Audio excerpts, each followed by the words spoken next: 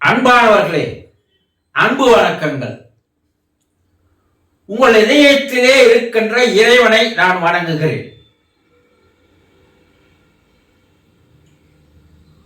உங்களவர், அன்பானவர், பாசத்திற்குரியவர், நேசத்திற்குரியவர் உங்களுடைய வீட்டிலே இறந்து விட்டால்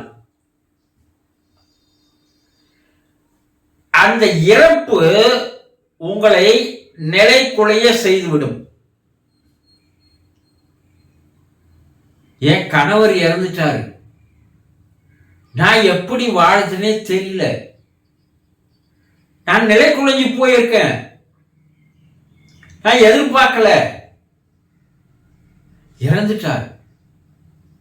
அவருடைய இழப்பு, அவருடைய பிரிவு, அவருடைய துணை, அவருடைய ஆலோசனை, அவருடைய அன்பு, அவருடைய அரவணைப்பு, இது எதுவுமே இனிமேல் எனக்கு நிரந்தரமாக கிடைக்கப் போவதில்லை என்றால்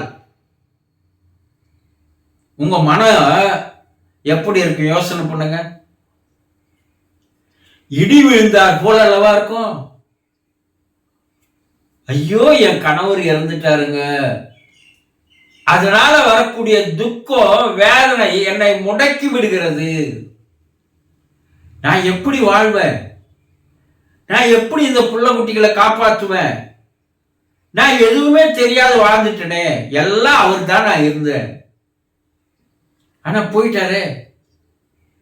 இந்த எண்ணமானது, இந்த சிந்தனையானது உங்களை என்ன பண்ணுகிறது?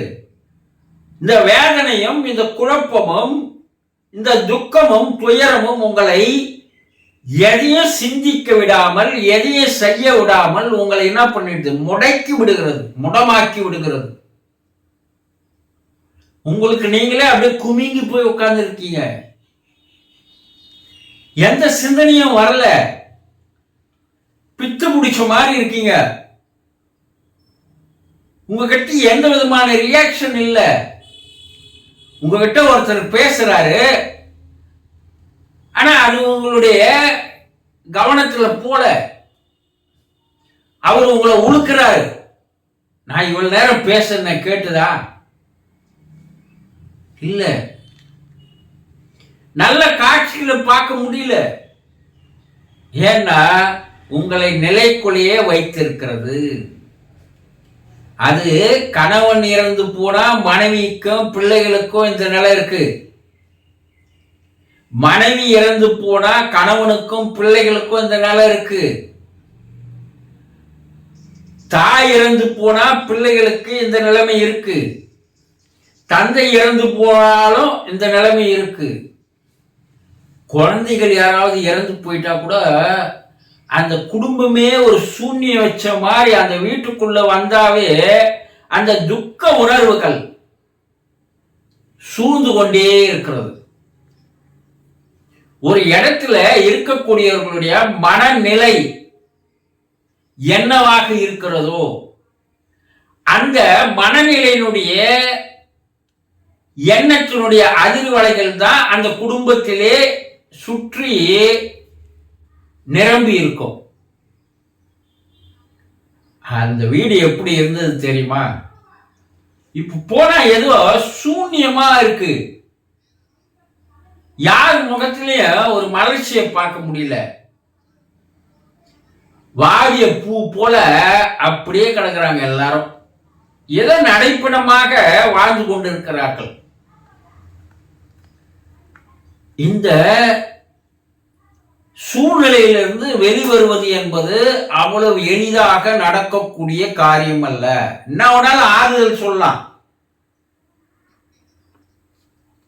அதே நேரத்தில் அந்த ஆறுதல் என்பது அவர்கள் எடுத்துக்கொள்ளுகின்ற நிலையில் அப்ப இல்லை. ஒரு சிலருக்கு ஒரு மாதிரி மயக்கம் வரும், கண்ணெல்லாம் உள்ள மங்கி போகும், உடல் அப்படியே தளர்ந்து போய் கீழே விழுந்துருவாங்க. அவர்களை அந்த நிலையில நீங்க என்ன பேசினாலும் என்ன செய்தாலும் அவங்களுக்கு கேட்காது. ஏன்னா அவர்களுடைய மூளையானது, பிரெயின் ஆனது அப்படியே மூடப்பட்டு விடுகிறது. அது போலதான் நம்முடைய குடும்பத்தில் யாராவது தாயோ தந்தையோ கணவனோ மனைவியோ பிள்ளைகளோ இறந்து போய்விட்டால் அந்த இழப்பு, அந்த நிரந்தர பிரிவு நம்மை நிலையக்குலைய வைத்துவிடும் என்பதை தெரிந்திருக்கும், அனுபவிச்சிருப்பீங்க. தெரியாதவங்களுக்கு இது அந்த நிலை புரியாது. ஆனா அதை அனுபவிச்சவங்களுக்கு தான், உனக்கு என்னப்பா நீ பேசுவ, அனுபவிச்சாதான் தெரியும் சொல்றாங்க இல்லையா? உண்மைதான். அந்த வேதனையிலிருந்து வெளிவருவது என்பது சில நாட்கள் ஆகும்.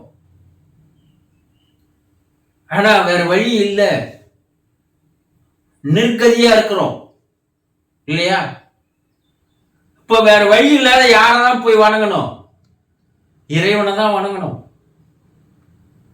இறைவன் தான் அந்த நிலைக்குலைய நிலையிலிருந்து, நிர்கதியான நிலையிலிருந்து நம்மளை மீட்டெடுக்க வேண்டுமே தவிர வேறு யாராலும் மீட்டெடுக்க முடியாது. இதை தெரிந்து கொண்டால் ஓரளவுக்கு மனப்பக்குவம் வரும், மன தெளிவு வரும். சந்தோஷம்.